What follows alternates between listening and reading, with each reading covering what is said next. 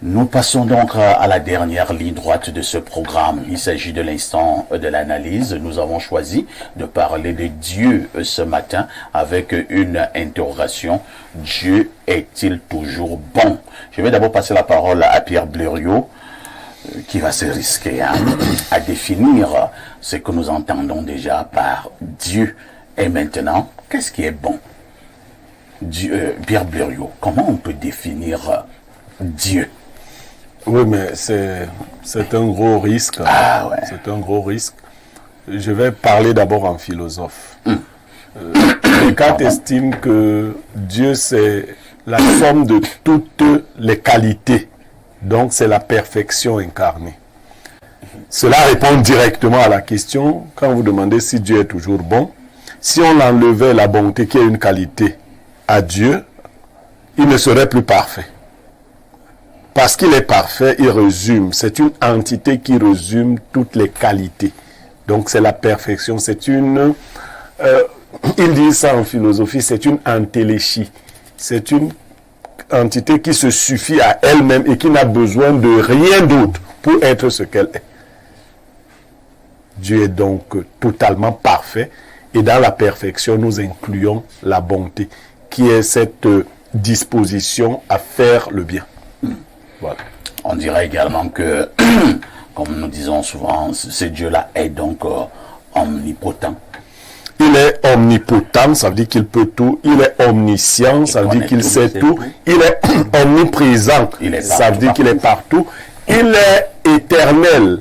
Il faut le dire parce que les autres êtres ou les autres entités ne peuvent être qu'éternels. Avoir un début et peut-être pas de fin. Mais lui, il n'a ni début ni fin. C'est en cela qu'il est éternel. Merci Pierre Blériot-Niamek. Dieu n'a ni début ni fin. Mais c'est vrai qu'étant déjà enfant, j'avais à peine 6-7 ans. Il y a la première femme de mon papa, paix à son âme, maman Pauline, qui m'amenait souvent à l'église. Elle aimait bien les choses de Dieu. Et on allait à la messe de 6 heures. Plus je grandissais, j'avais dans les 9 ans, je commençais à réfléchir sur Dieu, Aimé Cyprien Olinga. Je demande à maman Pauline, comme on l'appelle maman Pou, qui est Dieu? Un enfant de 9 ans. Parce que quand je vais à l'église, le prêtre passe au temps à parler de Dieu. Il dit, Dieu c'est qui? Il habite où? Il dit, non, Dieu est partout. Donc, comme Blériot vient d'expliquer. Il dit partout comment? Est-ce qu'il n'y a pas un endroit où on peut aller le rencontrer? Il dit non, on ne le rencontre pas. Il dit bon, qui a accouché Dieu? Il dit on ne pose pas des questions comme ça. Et il me taloche. Il dit alors à la maison. Il dit oh là là. Il dit je n'aime pas les enfants têtus. Donc, je ne parle non plus. Mais je continue à réfléchir. Alors, Aimé Cyprien Olinga, Dieu que l'on présente comme étant un Dieu bon. Il y a certains événements qui se produisent. On a parlé tout à l'heure, on a parlé à un moment donné, par exemple, la falaise de Tchang. Oui. On a parlé des éboulements, que ce soit au Cameroun, que ce soit ailleurs, des accidents d'avion, et j'en oublie certainement. Oui. Est-ce qu'avec ce genre de choses, on dira toujours que Dieu est bon? Je pense pour ma part que Dieu est bon, et que tout ce qu'il fait est bon. Blériot a dit tout à l'heure, parce que quelqu'un qui est parfait, il est le summum même de la perfection. Donc même quand la terre engloutit les engins à Tchang avec les conducteurs, c'est bon. Vous savez, moi j'ai aussi enseigné les Saintes Écritures pendant 18 ans dans une église catholique romaine de la place. Il y a des gens qui ont des cassettes cachées, hein? Oui. J'ai la commission liturgique, le chef des lecteurs, pendant 18 ans, la commission liturgique qui consiste à enseigner les Saintes Écritures. Et là, justement, on découvre effectivement que Dieu est bon. Et que parfois, ce que nous pouvons estimer comme un malheur, si vous allez interroger Dieu, encore qu'on n'a pas la possibilité, il vous expliquera pourquoi cela arrive et que cela contribue toujours à un bien. Ça contribue toujours à un bien qui va arriver ou qui est déjà arrivé. Donc, moi, je pense que Dieu, il est merveilleux, il est bon. Et tout ce qui, d'ailleurs, même dans ce que nous pouvons considérer comme le malheur, parce que d'abord, je voudrais vous exprimer également mes condoléances par rapport Nous-mêmes aussi, nous en avons un cas comme ça. J'ai un neveu, le fils de mon petit frère, qui est à la mort depuis 2 semaines. Nous l'enlevons aussi demain pour le village, toujours au CEFTA. Donc, tout ce que Dieu fait est bon. Je peux aussi dire, parce qu'il y a un autre philosophe, je crois que c'est Nietzsche, je crois que c'est pas sous le contrôle de Blériot, qui disait également que Dieu est mort. Ouais, c'est Nietzsche. Voilà. Il disait que Dieu est mort. Mais ce qui est curieux, c'est qu'à la fin de sa vie, il a dit, mais j'ai passé mon temps à dire que Dieu est mort, mais Dieu dira que Nietzsche est mort. Ça veut dire que c'est à la fin qu'il reconnaît que Dieu n'est pas mort. Il nous rappelle également Sartre. Sartre qui avait passé toute sa vie à vouloir démontrer que Dieu n'existe pas. Voilà, et que vraiment, mais à la fin, Sartre a demandé qu'on aille appeler le prêtre du coin. Voilà. Donc, en tout cas, Dieu, je pense que... Il y a même, il y a une petite anecdote d'un grand docteur de l'Église catholique qui enseigné dans les grandes écoles de théologie et qui était originaire de l'Afrique du Nord, fils de la Sainte Véronique, qui, toute sa vie, tout grand philosophe qu'il est, effectivement a choisi pour centre d'intérêt Dieu. Il voulait savoir qui est Dieu, où vit-il, comment il vit, qui a accouché, toutes les problématiques que l'humain peut se poser. Mais un jour, on nous l'enseigne également dans les Saintes Écritures, il est dans ses réflexions au bord de la mer méditerranéenne. En Méditerranée, puisqu'il était de Carthage, je crois que c'est la Tunisie actuelle. Originaire de là-bas, il est en train de réfléchir un soir au bord de la mer, à la plage, dans ses grandes réflexions, ses grandes théories philosophiques. Mais il se rend compte qu'il est passé une ou deux fois sur un endroit, à peine il tourne le dos, il voit un petit garçon, un petit enfant de moins de 9 ans, qui a creusé un petit trou, dit-on, sur le sable, et qui a un petit gobelet qui court puiser de l'eau dans la mer, venir verser dans le petit trou qu'il a creusé sur le sable.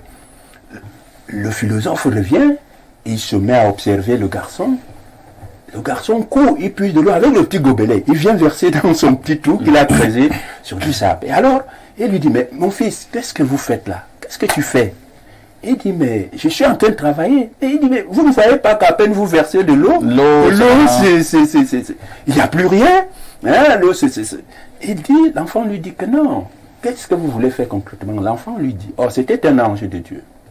L'enfant lui dit que, ben, monsieur, je voudrais ramasser tout l'eau de la mer, là, tout l'eau de l'océan, pour mettre dans le petit trou que j'ai creusé là.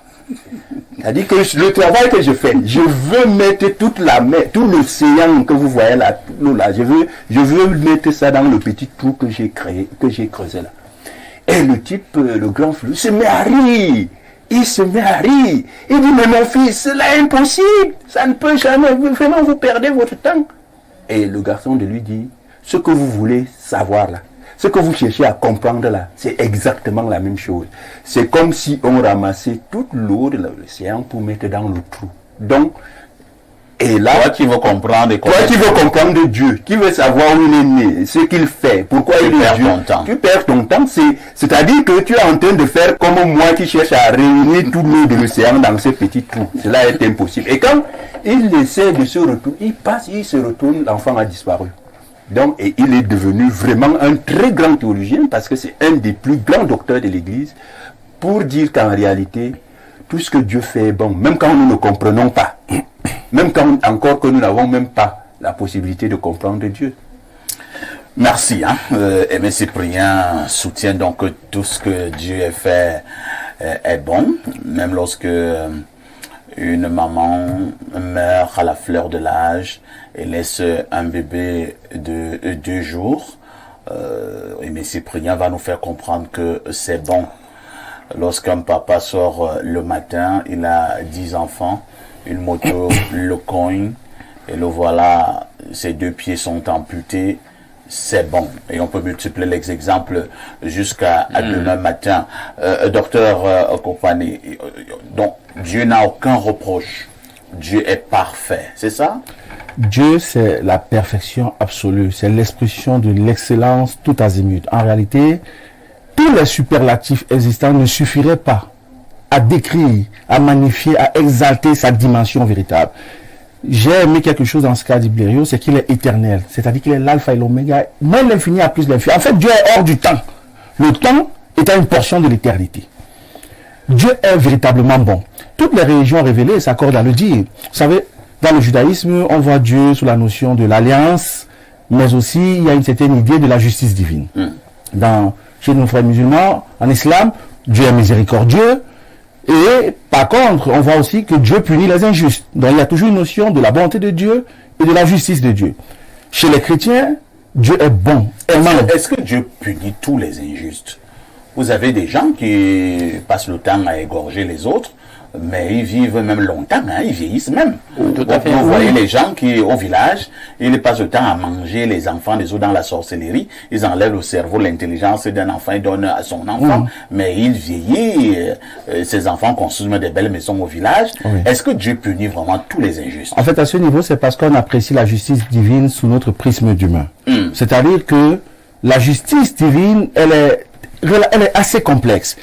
Nous, d'après les hommes, vu la dureté de nos cœurs, ou suivant les principes de vie que nous nous sommes définis au travers d'un contrat social ou autre, nous pensons que quand quelqu'un fait quelque chose, il y a une correspondance à son acte. Mais Dieu a ses modèles d'appréciation qui ne rentrent pas toujours en étroite ligne avec les nôtres. Parce qu'à la vérité, il punit sur 4 générations. Donc vous avez des gens qui vivent des choses, qui vivent en réalité une espèce de loi du karma, parce que c'est l'héritage reçu, ou bien c'est la conséquence des actes posés par quelqu'un d'une lignée ascendante. Vous voyez, donc c'est assez complexe. Mais, nonobstant tout cela, nous nous accordons à dire que Dieu est bon. Alors, la problématique ici, c'est que déjà dans toutes les religions révélées, comme je le disais, la bonté de Dieu ne souffre d'aucune contestation. Le problème, c'est peut-être son expression et ses déclinaisons dans ces différentes, la manifestation de cette bonté-là, qui est donc interprétée de façon différente. Mais davantage, la problématique ici a tout son pesant d'or parce que l'on voit la bonté de Dieu et on la juxtapose à la souffrance de l'humanité.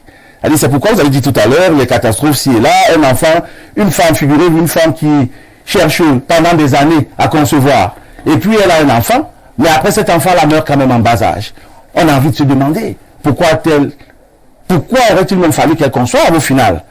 Si c'est pour après que son seul œil lui soit arraché de cette peut-être de manière accidentée ou que sais-je. Donc la souffrance des hommes pose un problème réel, questionne la bonté de Dieu. Mais à la réalité, il faudrait mettre à côté de la bonté de Dieu le libre arbitre. Parce que Dieu, en créant l'homme, lui donne quand même, il le crée à son image et à sa ressemblance, et il insuffle en l'homme la capacité intrinsèque d'avoir l'aptitude de décider de son propre chef. C'est pourquoi Dieu ne viendra jamais dans un pays élire un président à la place des citoyens de ce pays. Dieu ne viendra jamais placer les autorités à la place des citoyens de ce pays. On a même vu des cas dans la Bible où il y a un roi qui a été le choix du peuple.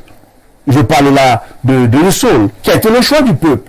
Donc, Dieu, en réalité, nous a fait de peu inférieur à lui. Il nous a donné la terre pour que nous y exerçons un magistère. Il est à l'écart, il regarde, il apprécie, il peut dégommer selon sa souveraineté, parce que la dimension souveraine de Dieu doit rester présente. Mais nous, les hommes, nous avons un devoir, une obligation à donner aux événements quotidiens un sens et une orientation selon notre libre arbitre. C'est pourquoi il dit, je mets devant toi la vie et la mort. Choisis la vie. Donc la responsabilité de l'homme est fortement interpellée. Mais tout ceci n'empêche pas la bonté de Dieu. Maintenant, les catastrophes et phénomènes naturels qui surviennent, on peut en parler, mais ça aussi, c'est davantage le management des ressources et de l'environnement qui devrait être mis sur la table. Alain Douk, pourquoi ailleurs vous avez l'impression que les gens vivent dans l'opulence? On jette même la nourriture. Quelqu'un achète un salon, à peine 6 mois, il trouve que le salon n'est plus joli. Il cherche un autre. À côté, il y a un autre qui n'a même pas un banc pour pouvoir s'asseoir. Il fait des équations à n'en point finir pour avoir quelques grains de riz. On dira toujours que Dieu est bon. Ben écoutez, dans la Bible, il y a une littérature appelée la littérature sapientiale. Pour dire que Dieu est préoccupé par la sagesse. Il est même la sagesse incarnée. Donc je vais attaquer mon raisonnement sous le prisme, non pas des religions révélées, qui, ma foi, sont strapontin qui n'est pas approprié puisque toutes sont écornées, toutes sont biaisées, toutes sont compromises et ne peuvent pas contribuer à nous révéler dans la plénitude toutes les facultés de Dieu. Parce que Dieu, c'est l'infinité. Infinité de possibilités, infinité de facultés, de possibilités et de puissance. Dieu n'est pas limité. C'est ça la dialectique entre nous et Dieu. On est limité. La finitude chez nous et chez lui l'infinitude. Bien. Attaquer sur ce prisme, on pourrait remettre philosophiquement en question la bonté de Dieu. Mais pourquoi il y a ces contradictions, ces paradoxes dans un monde créé par un Dieu qu'on nous présente comme étant bon? Donc, s'il est bon, il est indulgent. Il est toujours dans la quête et l'expression du bien. C'est le bien qui devrait régner. Pourquoi on a l'impression que c'est le mal qui triomphe? Il y a donc beaucoup de choses qui entrent en ligne de compte et qui peuvent nous amener à remettre en question la bonté de Dieu. Mais Dieu est bon, tout simplement parce qu'il faut l'illustrer. Je veux que tout le monde comprenne. Blériot a fait un brillant exposé, très philosophique, mais parfois il faut aussi parler d'une façon qui permette que tout le monde se retrouve, pour qu'on comprenne un tout petit peu en quoi se manifeste la bonté de Dieu. On dit que les voies de Dieu sont insondables. C'est-à-dire que, comme j'ai dit que Dieu c'est l'infinitude, c'est l'infinité. C'est-à-dire que même en termes d'intelligence, on est limité. Est-ce qu'on a l'humilité d'ailleurs de le reconnaître? Qu'on ne peut pas tout comprendre de Dieu et que ses voies sont insondables. Il y a Blaise Pascal qui disait philosophiquement qu'en réalité, il voit à son époque des hommes qui voulaient poser comme sujet Dieu, le remettre en question. Et il leur posait la question de savoir, écoutez les amis, vous n'avez même pas encore pu faire le tour de la question du naturel. Est-ce que vous comprenez même déjà l'écosystème dans lequel vous êtes? Vous comprenez la Terre, vous comprenez vous-même, votre corps humain, votre physiologie, etc., etc. Pour oser penser que maintenant vous allez vous attaquer au surnaturel? Est-ce que ce n'est pas en d'autres termes ce que la parole de Dieu dit lorsqu'elle dit les voies de Dieu sont insondables? On n'a pas fait le tour de la question du naturel. Est-ce qu'on va s'en prendre maintenant? On va poser le surnaturel comme sujet. Alors Dieu c'est aussi le pédagogue. Mais il faut parfois que l'enseignant puisse se faire comprendre. Et c'est là où vient le problème. Parfois vous avez un enfant parfait pour que tout le monde comprenne. Vous lui dites, quand il veut faire un truc, une bêtise, vous dites ne fais pas ça. Vous ne le laissez pas aller jusqu'au bout de la démarche. Pour qu'il fasse la bêtise en question et qu'il encaisse le coup. Finalement, vous avez remarqué qu'on dit que les enfants ont toujours la propension, la tendance à vouloir faire ce qui est interdit. Notamment même les hommes ont dit ça. Plus vous interdisez des choses, plus on a l'impression que les gens sont enclins à vouloir le faire. Alors, vous allez voir que dans la démarche pédagogique, certains vont vous dire, il faut laisser l'enfant finalement aller dans sa démarche. Si c'est le feu, qu'il se fasse un tout petit peu brûler. Et qu'ils comprennent qu'en réalité, lorsqu'on lui demandait... Le feu n'est pas bien. Voilà que le feu n'est pas bien. On avait beau lui dire, non, n'avance pas ta main de ce côté, n'avance pas ta... Il s'obstinait. Plus on interdit, et plus on avait l'impression qu'il voulait, et il veut faire ce qu'on a interdit. Donc du coup, parfois Dieu c'est aussi le pédagogue. Alors, il vous laisse aller jusqu'au bout de la démarche que vous avez entamée, et notamment, le docteur l'a dit tout à l'heure, il y a ce qu'on appelle le libre arbitre. Dieu est tellement bon qu'il n'a pas voulu créer des automates, des programmes informatiques, des espèces d'IA, des intelligences artificielles, un programme qui ne fait que ci ou ça, selon ce que Dieu a prévu. C'est-à-dire que vous n'avez pas de possibilité de dire non, de vous opposer même à Dieu. Vous ne voyez pas que nous sommes une œuvre merveilleuse, justement, en ce sens, et que Dieu est bon, parce qu'il nous donne même la possibilité de nous en prendre et de nous attaquer, même à lui-même, si ça nous chante. Donc, c'est aussi en cela que se manifeste la bonté de Dieu. Il nous a donné un libre arbitre, nous faisons des choix et nous devons être capables d'assumer des conséquences. Ce que vous avez illustré, pourquoi il y a ci, il y a ça, c'est des manifestations de la conséquence du fait qu'il nous a laissé un libre arbitre au travers des premiers. C'est un libre arbitre là qui fait en sorte que les autres mangent à la fin et d'autres n'en mangent même pas quelques. Non, le problème c'est... Non, nous en sommes à une situation de déséquilibre. Quand moi je n'ai pas même un grain de riz à manger, vous pensez qu'il peut dire que Dieu est bon? Non, on veut comprendre les causes. Le problème, on veut comprendre les causes. Le problème, c'est-à-dire que comment on en arrive à ce que des gens mangent et d'autres ne mangent pas. Parce que là, il faut questionner. Pourquoi Dieu laisse que d'autres mangent et d'autres ne mangent pas? Non, le problème c'est quoi? C'est là justement on parle du libre arbitre. Parce que ceux qui mangent, qui jettent parfois à la poubelle, leur responsabilité n'est pas de manger et d'aller jeter le reste à la poubelle. leur responsabilité s'ils comprenaient eux-mêmes que Dieu est bon et que ce que Dieu leur donne n'est pas seulement pour eux, c'est également pour ceux qui sont à côté mais qui n'ont pas. Bel argument. C'est ça Est-ce le que Dieu problème. n'a pas des voies coercitives pour que si ces riches ne comprennent pas cela, il a des moyens pour qu'ils le comprennent d'une manière ou d'une autre. Oui, il a des moyens. Et il ne le fait pas. Non, il le fait. Est-ce que vous êtes déjà arrivé Moi, je n'ai jamais dans certaines vu- familles, Oui. dans certaines familles où vous avez l'impression qu'on a tout. Qu'on vit dans l'opulence. Vous êtes déjà allé dans certaines familles, vous avez vu ce qui se trouve là-bas, parfois des enfants, de ceux que vous... Vous voulez parler des Mongols? C'est vous qui... Pire encore. Il y a même pire que les Mongols. Hein. Il y a même pire que les Mongols. Donc en réalité, je dis, la responsabilité justement, c'est pour ça qu'on parlait du libre arbitre. Et surtout de la bonté. Parce que Dieu, lui, il est bon. Et nous laisse même le choix justement de dire qu'il n'est même pas Dieu qui nous a pas créés. Et il ne nous sanctionne pas tout de suite. Hein. Mais le problème dans ces cas à la fin, puisque tout a...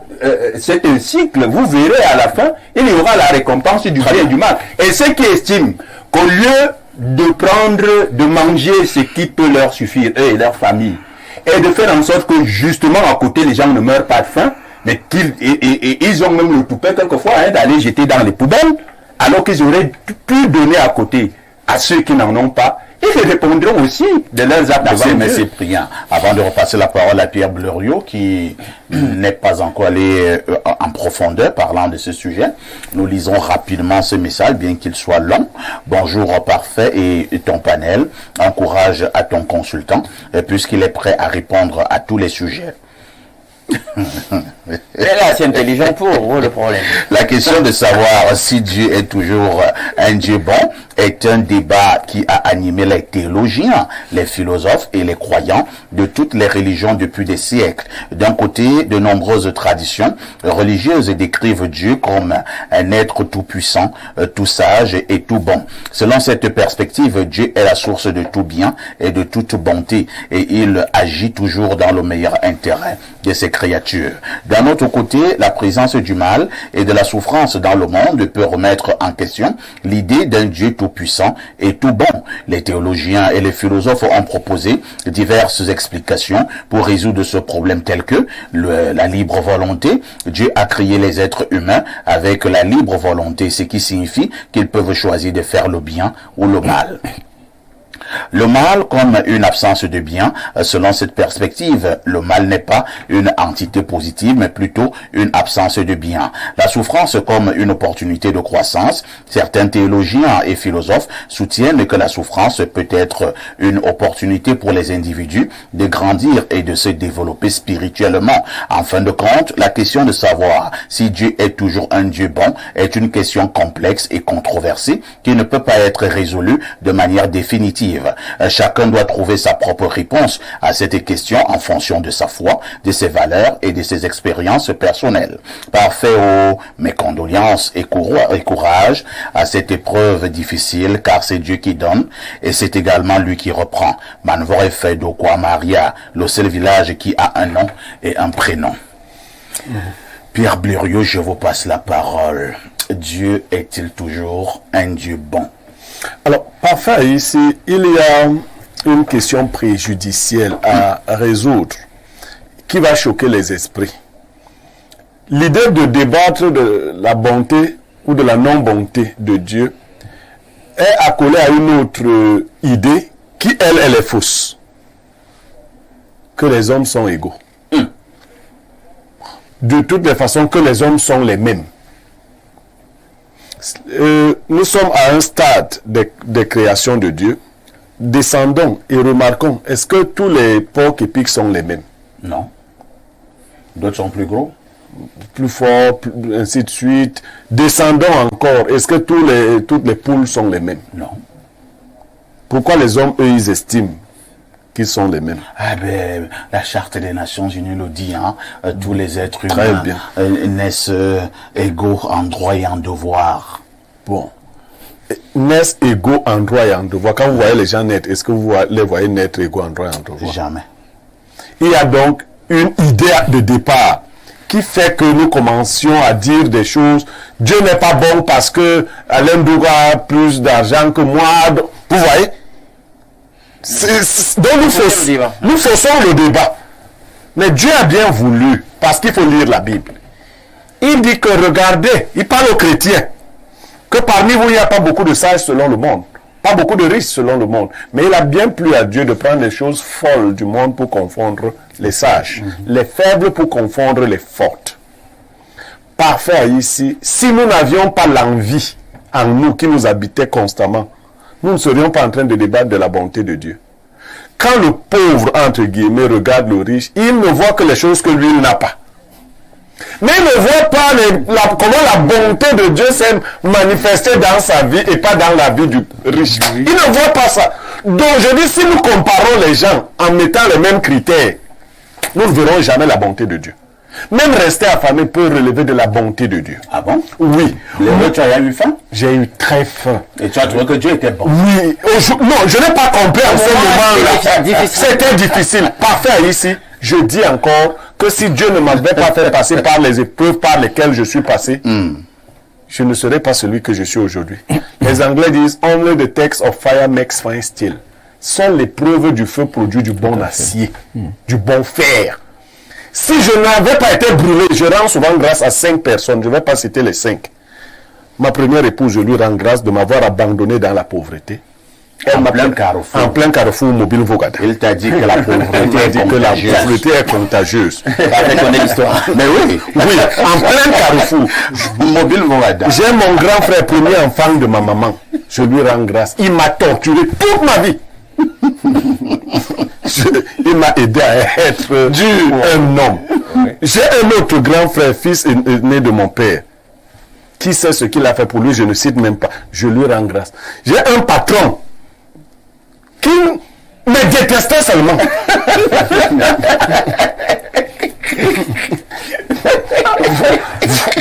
J'ai jamais compris pourquoi le type là me détestait comme ça. Donc, toutes ces personnes ont forgé l'homme que je suis devenu. Mais à chaque épreuve, je disais que Dieu était injuste. Vous savez, j'ai fait un certain nombre de choses. Si elles avaient marché comme j'avais souhaité qu'elles marchent, aujourd'hui, je serais quelqu'un socialement de moyen. Donc, en fait, ce que je veux dire, si nous ne nous mettons pas dans l'idée de nous comparer aux gens, en regardant ce qu'ils ont et que nous n'avons pas, si nous regardons ce que Dieu a fait dans nos vies profondes, nous verrons en chacun de nous la bonté de Dieu. Il y a des gens qui jouissent d'une santé de fer alors qu'ils n'ont pas les moyens. Ouais. Je connais des gens qui ont 25 comprimés par jour à prendre. Ils sont multimilliardaires. Le pauvre n'apprécie jamais ce genre de choses. Il dit que je préfère aussi prendre même 50 comprimés. Justement parce que le matérialisme a écorné notre vision et notre lecture. Il dit seulement que notre intelligence est... Quand vous voyez nos frères qui vivent en Occident, pour la plupart, pas tous, mais parfait, honnêtement, si vous êtes sérieux, vous ne souhaitez pas vivre là-bas. Mais quelqu'un va te dire, l'argent n'est pas tout. Un garçon m'a raconté son voyage dans le désert, à ici, avec un sac de biscuits et 20 litres d'eau. Ah, non, je ne veux même pas vivre ça une fois, même pour aller avoir les euros. Donc, nous ne nous contentons pas de la bonté. Regardez notre climat. Les gens qui s'attachent toujours comme ça, Dieu est bon et il est très bon. Dieu et puis, il est très bon. Est-ce que vous est arrivé d'interroger la notion du jeûne? Le jeûne? Non. Ça dit que c'est des pratiques de foi qui font que vous vous abstenez de manger. Oui, n'aime pas le jeûne.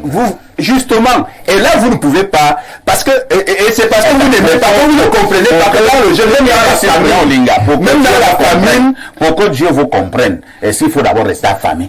Non, c'est des prescriptions. Parce que quand vous avez même beaucoup mangé, quand vous avez, est-ce que vous avez beaucoup mangé, je ne vous écoute plus. Non. Pas sur vous-même, vous ne réfléchissez plus. Quelqu'un qui a beaucoup mangé, qui a buté et sous. Non, mais il ne réfléchit même plus. À un moment donné, la lucidité. Parce que pour s'élever spirituellement, malheureusement, c'est ça. Il faut parfois se mortifier, humainement. Ça dit que la souffrance, seulement au niveau de la nourriture, du manger. Justement, c'est ce que j'ai dit. J'ai dit que ça participe. On n'a pas dit que c'est les seuls éléments qu'il faut remplir. Mais la notion du jeûne existe. C'est-à-dire que vous vous privez de nourriture, vous vous privez de la boisson et ça vous élève spirituellement. C'est quoi ces histoires? Ça vous élève spirituellement. Et il faut d'abord rester, tu ne manges plus, tu ne bois plus et tout ça. Ça veut dire quoi? Ça veut dire la spiritualité a un lien avec la nourriture.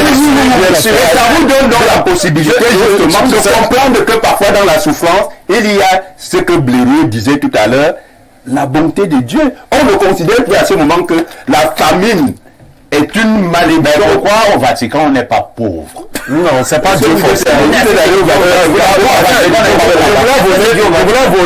dire que c'est là-bas le centre de la foi. Je voulais voler le temps que non, pas faire ici. Quand vous vous privez des choses de ce monde, au début, vous ressentez cela comme une souffrance. Vous savez, une chose dont je me suis privé. Vous ressentez cela au début comme une souffrance. Après, vous commencez à voir la vanité dans cette chose-là. Oui. Vous commencez à voir la faiblesse de ceux qui sont dans cette chose-là. Il faut expérimenter cela. Et vous commencez donc à tirer des bénéfices. C'est pour cela qu'on traîne des gens dans les autres. Parce qu'en fait, Dieu a créé ces choses pour que nous puissions les mépriser. Et regardez qu'aujourd'hui, ces choses nous conduisent. La boisson nous tue, la nourriture nous tue. Rien ne tue plus que la nourriture et la boisson. Hein. Ah oui, c'est-à-dire ce sont les premiers meurtriers. Comment nous n'arrivons pas à nous séparer de ces meurtriers-là? Docteur, quel est le message que vous allez lancer à ceux qui sont dans la souffrance? Et quand je dis vraiment la souffrance pure, comment convaincre cela que Dieu est bon? Je voudrais dire à tous ceux qui traversent un moment de désert que après chaque test, il y a forcément un témoignage pour peu qu'on arrive à en décoder les codes. Et la souffrance, en réalité, n'est pas la traduction du fait que Dieu nous ait abandonnés. Parce que il y a des choses qu'on peut ne pas comprendre. Mais Dieu, quand bien même il n'expliquerait pas ce par quoi nous passons, ce que nous traversons, il se révèle assurément. Et c'est ça la beauté de la chose.